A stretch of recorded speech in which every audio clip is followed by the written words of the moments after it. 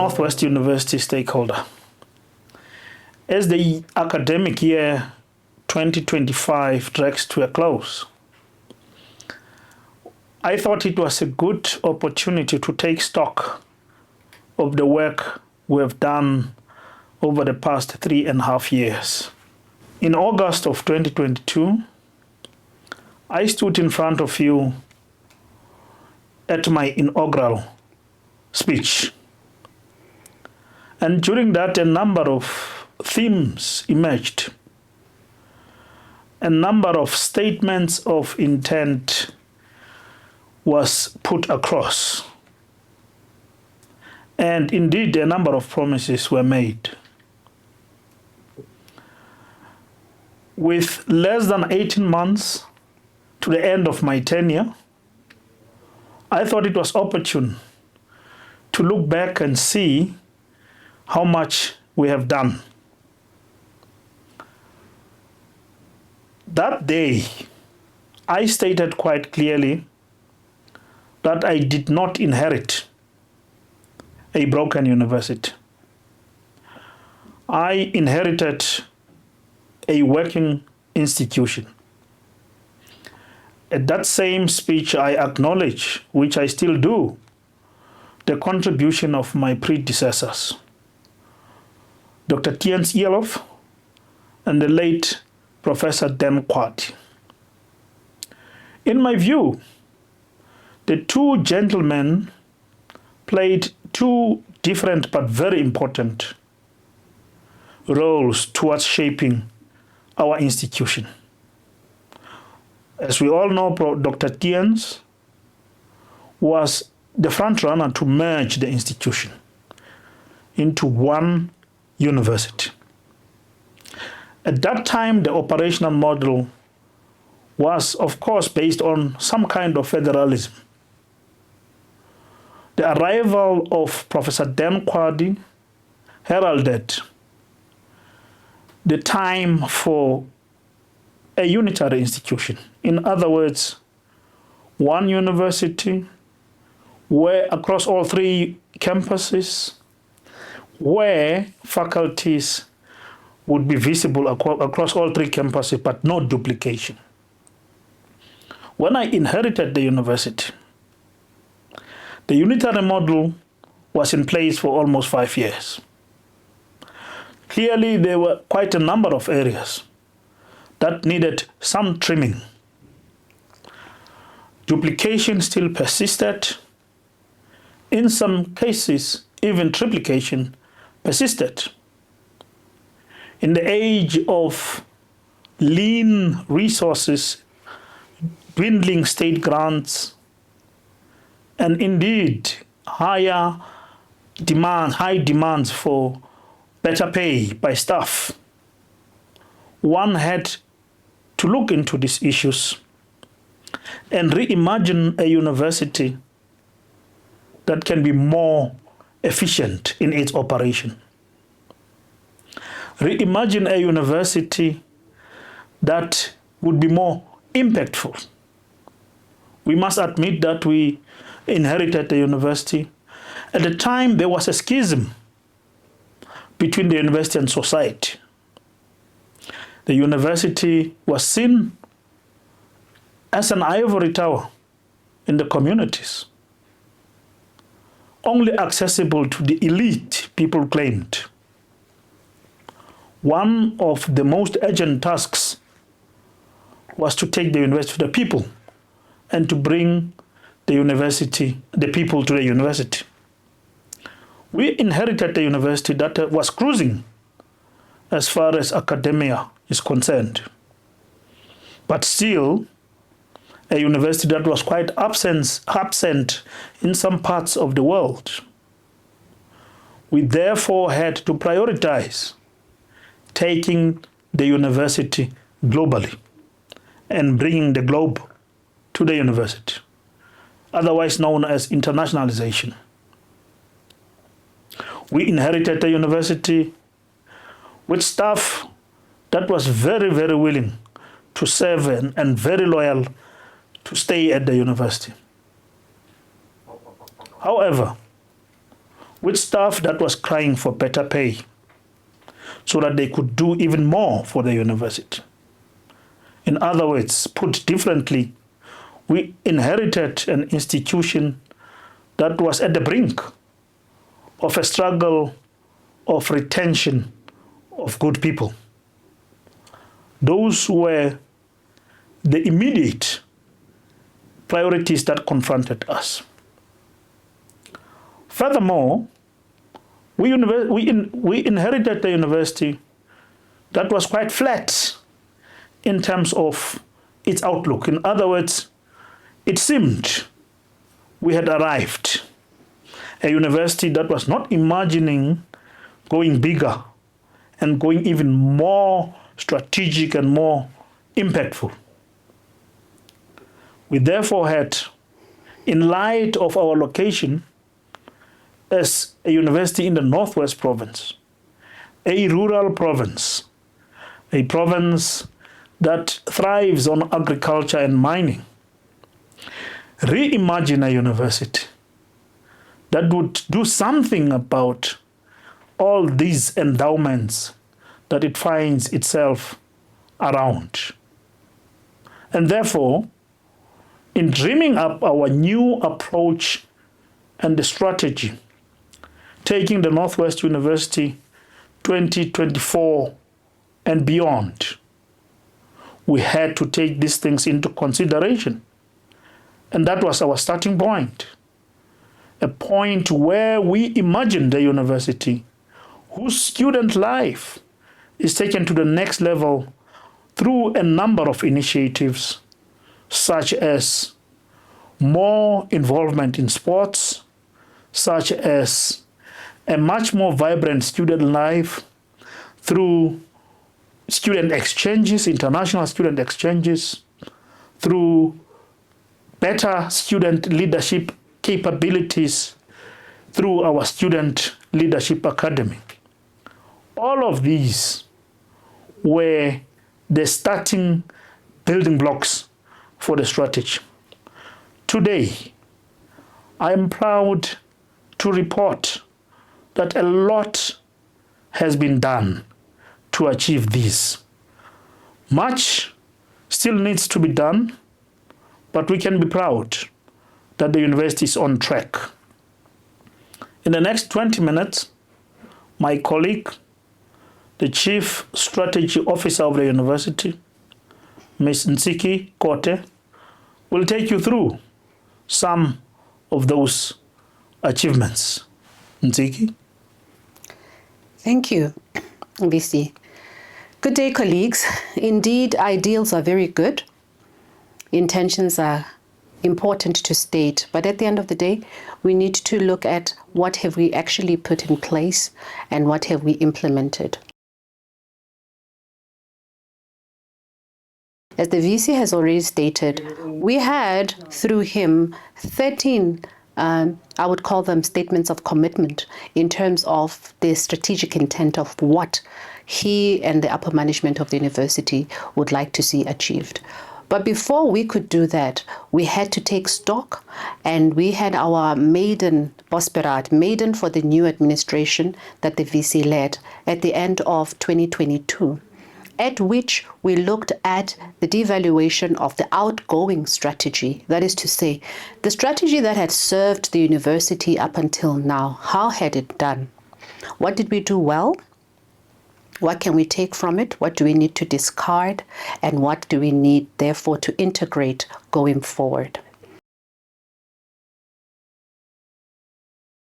After we've had that conversation, we then really looked at the 13 commitment statements ranging from a number of subjects, as the VC has stated. We wanted, for instance, to focus on graduate employability as one of the things that we want to see rising and becoming part of the university's DNA. We wanted to strengthen our international recognition, not just as a university in the African continent, but as a university in our own right, an institution of higher learning. We wanted to upscale community engagement programs for sustainable impact beyond philanthropy. We wanted also to pursue partnerships that are viable in the areas of food security and agro-processing. As stated, this province is actually quite endowed in the area of agriculture and the prowess thereof. We wanted to enhance the university's role in SADC, speaking of water management and energy sustainability. We wanted also to expand our engineering and the role of our engineering cadre in providing the energy solutions for our time. As you know, that's a very timely discussion, not only in South Africa in terms of our recent past, but globally, energy has become quite a commodity that is sought after. We committed at that time to curriculum transformation and renewal. We're not going to do things humdrum simply because we've been doing them, but we wanted to be agile and responsive to the realities of our world right now, and to get people to be proud to have studied at the Northwest University.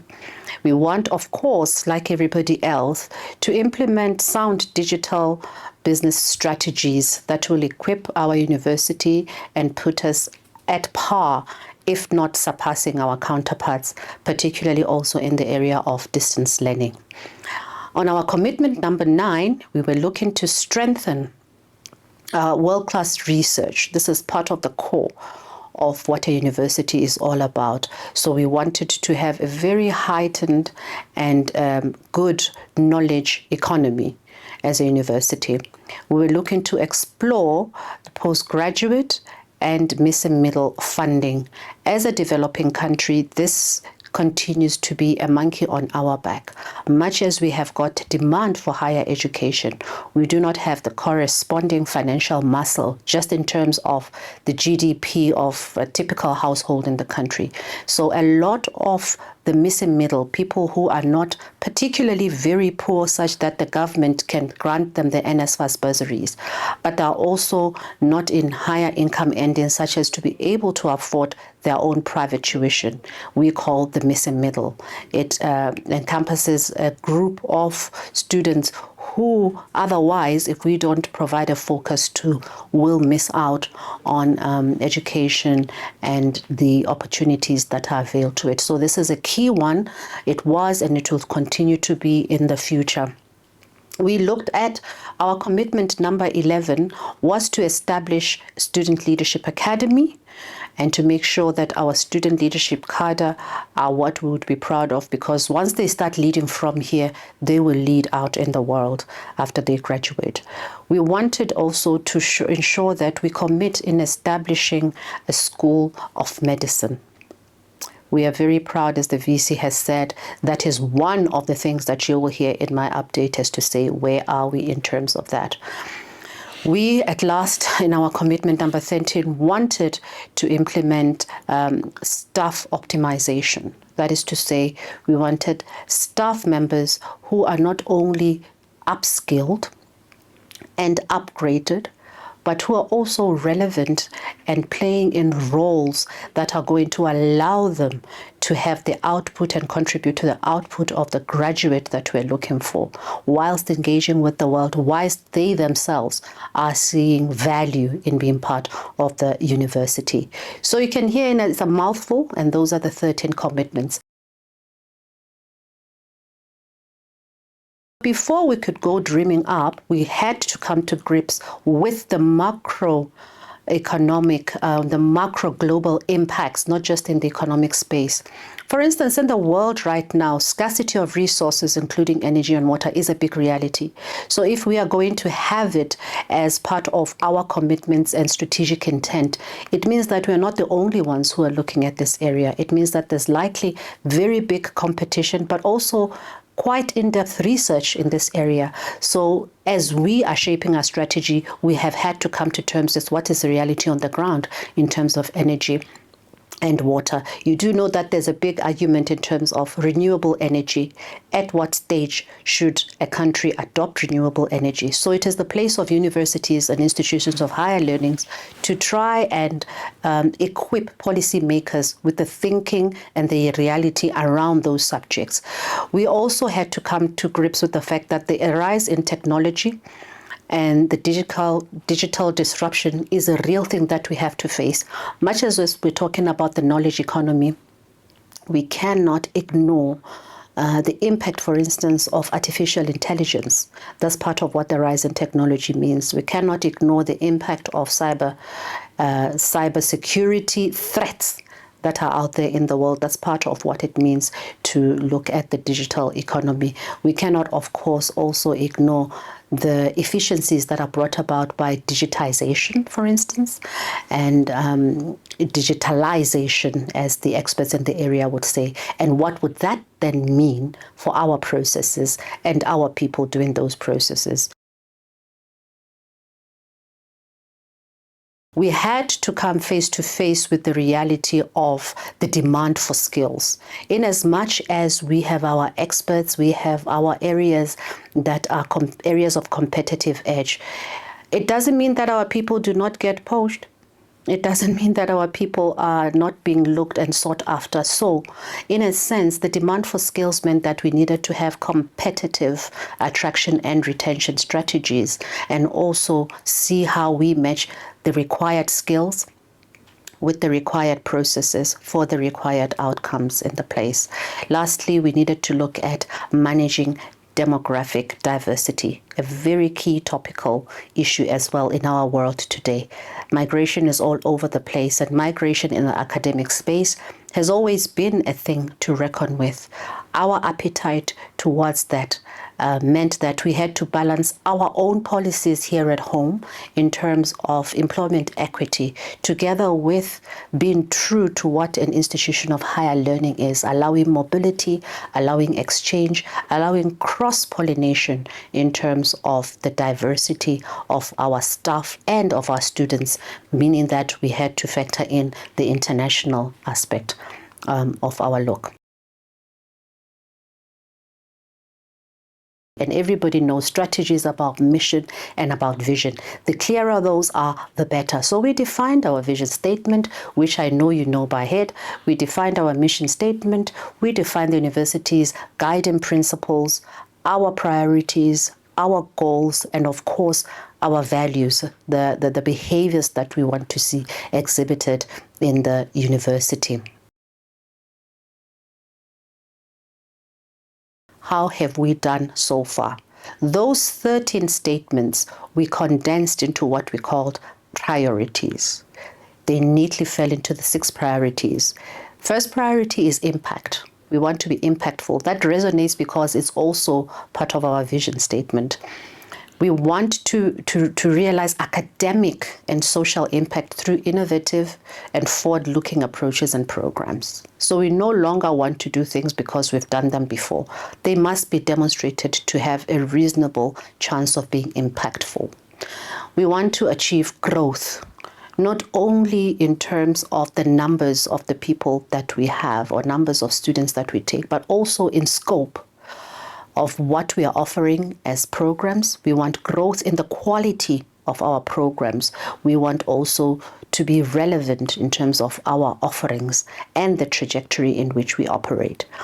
We want to aggressively grow, for instance, the number of our postgraduate students. We're looking at diversity, and that means that we want to embrace diversity of our stakeholders as a university through application of inclusive practices as far as is possible. We cannot be all things to all people. We are not a bottomless pit of money. So we understand the value of value-adding partnerships. We have partnership as a key priority because we're saying that some of the things we can only deliver through partners. And we want our partners also to feel that way. When they look at us, they must look at our areas of prowess and want to partner with us and deliver their vision through us. That's what partnership is all about. Internationalization was alluded to. The days of being a hidden gem in South Africa, somewhere in the Northwest, are over. We wanted to have a footprint of the university all over the world, not for its own sake, but because we believe we've got something to add that is unique from this part of the world. We believe we can add to the body of knowledge that is out there and give our unique academic experience as well as social experiences as part of the university, both staff and student. Therefore, we were looking to uplift our profile through collaboration with international counterparts at various levels, from a researcher to the level of institution, from students to the level of staff, from academic to the level of support staff. So across the board and across all levels. And lastly but not least, we can dream about all of this, but a key priority to making sure that we remain viable and we remain a going concern is what we call operational excellence. If we are able to continuously enable our strategy execution through excellent operations, we are talking here about prudent financial practice, we're talking about prudent internal controls, risk management, business continuity, and so on. This is what we call operational excellence. So these are our priorities that sum up everything that the vision of the VC had from the start, that the upper management and council adopted, that you endorsed as part of the university in terms of crafting that vision and mission. It then condensed into the 6 priorities that are added to the 6 strategic goals that we have. In the area of teaching and learning, we had committed to implementing digital business strategy for distance learning specifically, but we also committed to remaining an exclusively contact university. I say exclusively, but perhaps the word I should use is mainly, because we do realize that there is some aspect of long distance education that we're going to have to roll out, or long distance programming that we're going to have to roll out. Therefore, it meant that we needed to invest in world-class facilities and digital tools to enable such.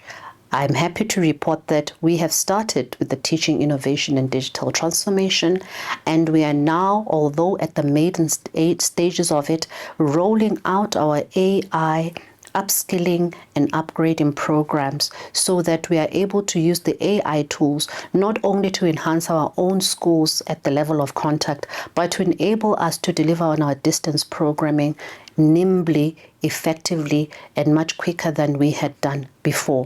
The digital business strategy is being rolled out in all of its different facets.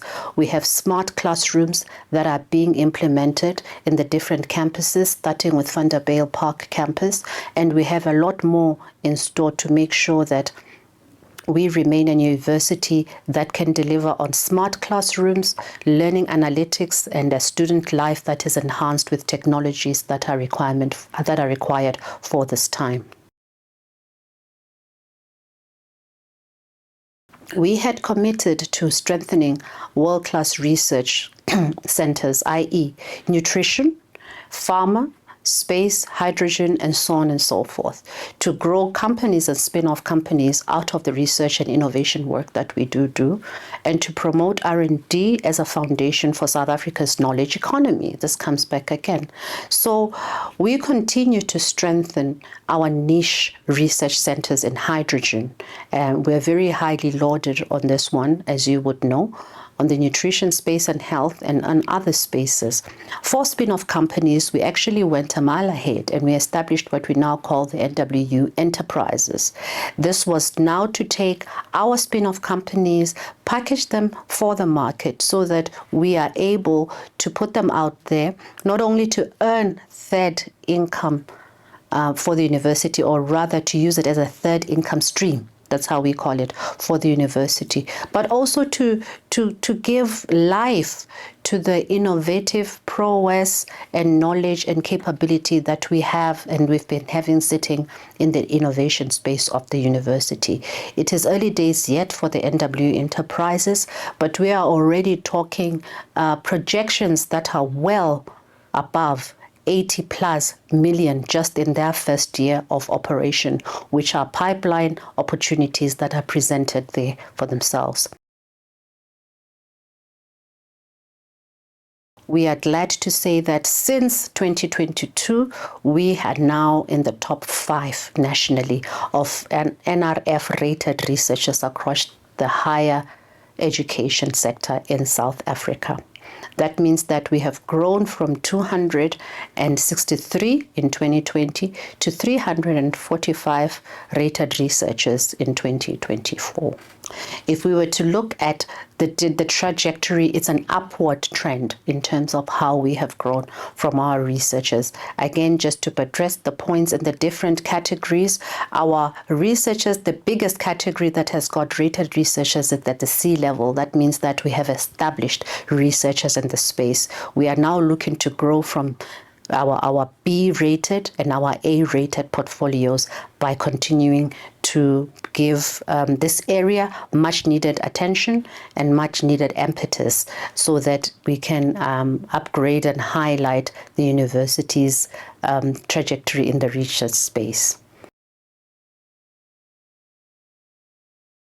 Community engagement continues to be a third pillar of what we call core to a university, and we have been doing quite a lot in this space. And I've said before that we want to move, and we have moved in terms of our community engagement strategy from philanthropy, which is how originally or initially people misunderstood community engagement to being actual partners with communities in developing technologies, solutions, whatever it is that will help them help themselves as part of this university. And to that end, to date, in 2025, we were celebrating a community engagement showcase that shared innovation, collaborative and transformative engagement by our staff and students. Our theme for that showcase was rooted in Africa, engaging communities and impacting the world. And we held this on the 1st of September in 2025 at our Potchefstroom campus. But also in terms of community engagement, we have segmented our communities also to include our province, our municipalities, our non-profit organizations that are around our campuses, and also some community-driven projects. And to date, I can tell you that we have done something in all of those areas. For instance, with the provincial government, I can just take one example, which means that we have had a lot of engagement with the Department of Health, as an example, particularly because we are going to be establishing, and we've established our own medical school, as it were.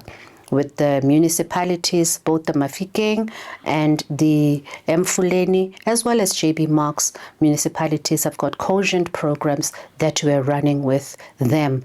Part of what we do with municipalities also is to provide them with the capacity to deliver. And we've had a program where we had 100 of our graduates being taken and absorbed by the municipalities and placed in the areas where there was need, where the municipality itself did not have capacity, so that it could capacitate the delivery of that particular municipality.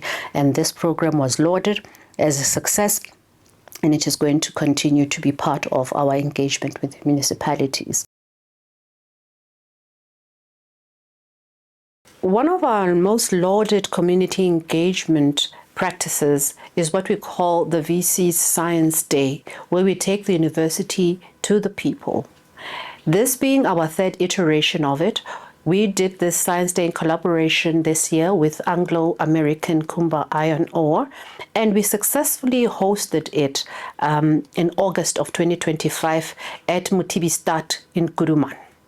It was very much successful because we were able to attract over 1,500 learners who were actively engaged in the area of STEM, which is, of course, the science fields, being a science day. It gave the opportunity to the students to see what kind of future they might be looking at in terms of learning in the science fields, and how the university can help them achieve their dreams in terms of those programs and those degrees that they would like to take going forward. Graduate employability is a commitment that we have had, and in this area, again, we have seen quite a lot of uptake of our partnership with the SETAs. in this sector, where they've provided funding just to make sure that our graduates are also absorbed in the different sectors. Again, it plays a double game because it's like hitting, as they say, killing two birds with one stone, where on the one hand you've got graduate employability, they're absorbed into these internship programs, but you are fulfilling a need where there's capacity gaps in those particular instances. So this has helped, and the partnership is continuing to grow. But as far as graduate employability is concerned, we are now moving also from just being employee or producing employees. We want more and more to inculcate the spirit of entrepreneurship in our students, and therefore for that reason we're going aggressively in establishing the Entrepreneurship Hub as a university and benchmarking it across with like institutions to see what other areas of the world are doing, because again, it's one of those topical global issues whereas government and private sector were the employers, it is now becoming apparent that small and medium enterprises are actually of even better employers and much more sustainable employers of people. So we are hosting, and we've begun to host, our entrepreneurship webinars and readiness for entrepreneurship with our students. And across the campuses, the uptake was very good. Students are eager to know how to make ready to be entrepreneurs, how must they equip themselves, what attitudes must they have, what skills must they possess, and so on. So beyond just the technical and theoretical textbook knowledge of what one has to do, we want our students and our graduates to have that attitude of saying, I can lead, instead of I need to follow somebody. I can lead in this space. And that is exactly what we had committed to doing. So our view of employability is not tunnel visioned. We've become quite expansive in the way that we look at things. We've also heightened our co-curricular offerings. You know very well that our High Performance Institute is lauded world over. We have hosted quite a number of international athletes, international teams, and so on and so forth. So as part of our strategy, we want to continue to keep this as a competitive advantage, and it does add to our speech on the employability of our graduates, because people are gifted differently. While some people have got the intellectual muscle, some people have got the literal muscle in the body, and they can utilize that through sports to not only make careers for themselves, but to also profile the country, profile the university, and make open, thriving sectors that were not there before. In my day, something like biokinetics was not a course that was offered, but now it is all the rage. Human science movements was not a course that was offered. Now it's all the rage because it has been realized that sports, as an example, play a very vital role in terms of the development of students and individuals. For internationalization, we've done quite a lot. It is a mouthful, and I can tell you that so far, since 2023, we have signed 23 memoranda of understanding, that is MOUs, and we have 29 in progress. These are not just lip service. We want cogent programs, and so do our partners, where we have staff exchanges and mobility programs, student exchanges and mobility programs that span from anything between 2 weeks to a semester, that are funded by the corresponding counterpart, so that we can expose our students particularly to different environments. And also we are sharing in terms of collaboration and research. For instance, we have a lot of research that we've done with university in far-flung places like the University of Malay in Malaysia, where 20 of our researchers have co-authored with the researchers from Malaysia in the area of biodiversity and microbiology.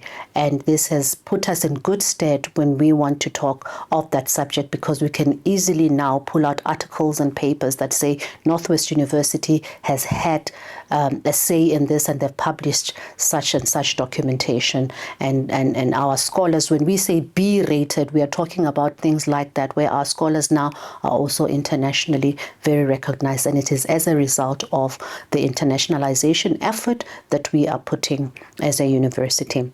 We are also not just looking further afield. Here at home, we have a very clear Into Africa strategy. We are partnering in the area of mines and mining engineering with Zimbabwe, who have got a good track record of mining. We are looking at also in the south areas, we're talking about partnerships with Brazil. We are also talking about partnerships with Botswana and other areas in the south region, which is where South Africa is. We've talked about mining and mining engineering, and in terms of that, we are looking at opening a school of mines. We talked about how our province is well positioned to be a leader, for the university to be a leader in this space for the country. So we've moved from lip service to actually opening and commissioning a school of mining and mining engineering. This is a project that you'll be continuing to hear a lot more about as we come into the next year in 2026. For our hydrogen and nuclear, we've been flying the flag quite high in this space, and you would have heard of the number of things that we have done through our Vice-Chancellor, for instance, in the area of nuclear energy. And we continue to be the only university in South Africa, actually, that offers programs in nuclear energy and that way inclined. We have now established what we call the Desmond Tutu School of Medicine. It is no longer a pipe dream. It is here, and we're looking to have our first cohort enrolling in 2028. One of our commitments was to make sure that we have an engaged student leadership by way of establishing the Student Leadership Academy. This year in 2025, the Student Leadership Academy brought together exceptional students from across the NWU and also for the first time from Botswana, in marking a new era for our continental collaborative. This was its third iteration. We've had one before in Gauteng, a second one in Rustenburg, and this was the third one that we were having in Paris.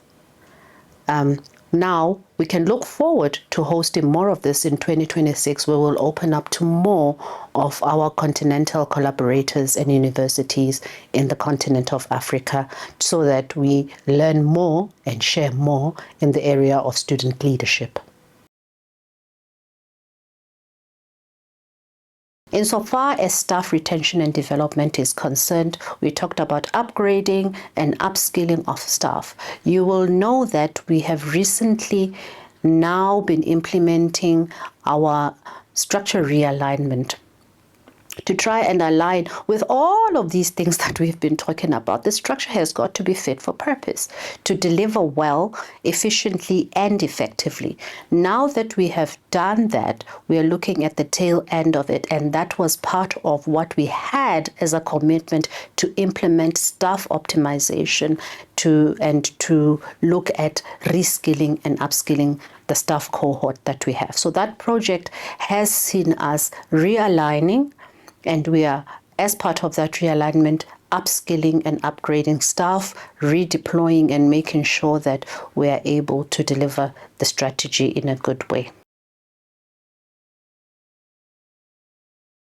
Towards my conclusion, I can only talk about what is in progress. We did make commitments on agriculture, food security, and veterinary sciences. We're still very much committed to this. It is a matter of time. We can only do so much given the time that we have. And we're looking forward to having an establishment of, or an opening of, a school of veterinary in the future. But in the meantime, we have Mulilwane Farm, we have Bienskamp, and we have a fully functioning agri hub.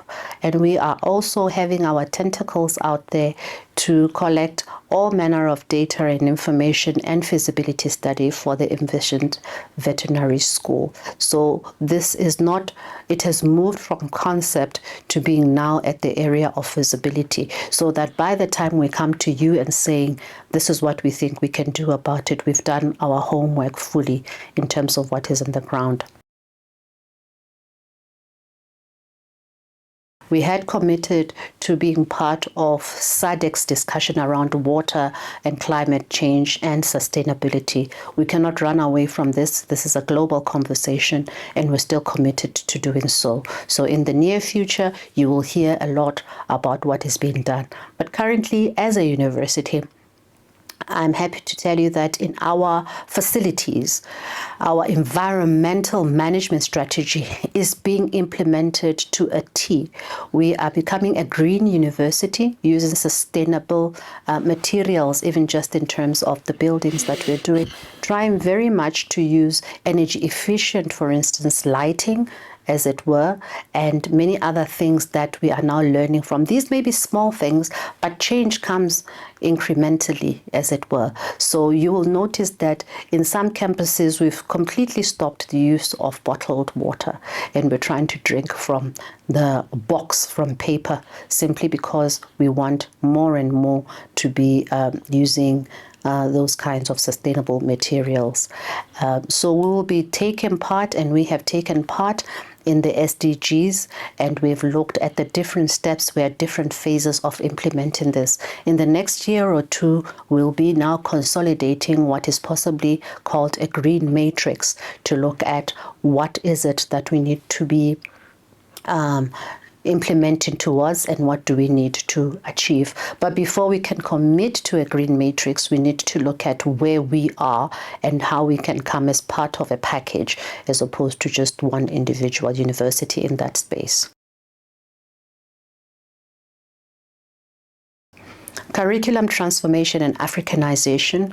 We said at the onset of the strategy rollout that we're committed to having a diversity of languages, for instance, as part of our transformation. Adding to English and Afrikaans, we are now actually seeing a rollout of the strengthening of Sesotho and Setswana by safeguarding and developing our prowess in this area. The Language Directorate has been mandated to prioritize this safeguarding and development of Setswana and Sesotho, in support also of the Center for Indigenous Knowledge Systems. So you'll be seeing a lot more of this. This is work that is in progress.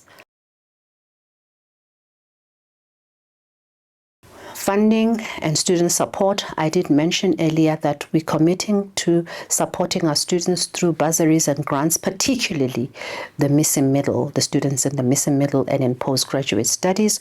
We've got frameworks that we are working with, and from time to time, we respond to the need in place and to what our partners and our donors are giving in place. So we are only able to give an annual account of what has been achieved and what has been done. And you will see that if you look carefully in our finances. But in terms of the strategy, we've also, as I have stated, established this third stream income, amongst others, called the NWU enterprises, with the aim of allowing us to earn more to be able to ameliorate our circumstances when it comes to areas such as this. And so we are looking at a very tight budget going into the future, but this budget has been meshed against what we have committed in the strategy. So 2025 to 2028, if all things remain as they are, we are looking at a fairly steady budget. But that is something that, again, we're going to have to see how it pans out, because we are part of a bigger scheme. What we can say to you, though, is that we would want a university that grows really innovatively and in other sources of funding, because we are heavily reliant on the government grant and we are heavily reliant on NSFAS funding, and we do not want that to be a threat. We want to see that to be a stable place, and we're working well with government. The different stakeholders are working well with the new Minister of Higher Education to try and make that environment as stable as possible so that we're able then to realize some of the commitments and our dreams. But we're not sitting on our laurels. We continue with our fundraising efforts in this space. And we want to invite anybody and everybody in the university to have our hands on deck and be part of the fundraising effort that is being done very well by our CRM department there. So after having said all of this and rattling, you can tell that we have a story to tell. We can tell that we have achieved some things, and you have seen yourself that we have achieved quite a lot. And we want you to be part of this effort so that when we look back at the full term end, at the 5-year that we have implemented beyond 2024, we can all be proud of what we have implemented. VC, that is all I had to say in terms of updating the university. Thank you. Thank you very much, Nseki. Dear stakeholders, as you would have heard from Nseki, a lot has been done and a lot continues to be delivered. But I must say that this would not have been possible without the contribution of all our stakeholders. Starting with our staff, Nseki has outlined that we've just gone through a structure alignment process, which has been quite a project for all of us. It has kept all staff busy for the past almost 15 months. I would like to put my gratitude forward to all of you for the sacrifices that you've paid to make this process as painless as possible. I also would like to thank our students for their stewardship, for their loyalty, and for their hard work in holding the name of the Northwest University in high esteem. We are a university because we have you as students. And therefore, when we have quality students, we begin to gravitate to higher and higher levels of a prestigious university that we aspire to be. We would like to thank our stakeholders in the sense of the convocation that keeps us very, very close to ensure that we do not veer away from the dreams and aspirations of our forebearers of the Northwest University. We thank the convocation, its executive committee for the support that they give to management. We also would like to give our thanks to the Northwest University Council that remains a guiding sounding board for all of us as management, as staff, and as students to ensure that we live by the values of the Northwest University. We would be remiss if we do not, in our duty, if we do not convey our gratitude to the government of South Africa and the Department of Higher Education and Training. As Nseki has just shown, a big chunk of our funding comes from the state. And therefore, without stability from that end, our business is in jeopardy. We commit to working very closely with the state to ensure that areas such as the NSFAS are stabilized so that governance of NSFAS, which would ultimately affect good governance in universities, is maintained. We thank all of our stakeholders and we wish you a Merry Christmas and a prosperous 2026. Thank you. Ria leboga, baya danki, enkosi.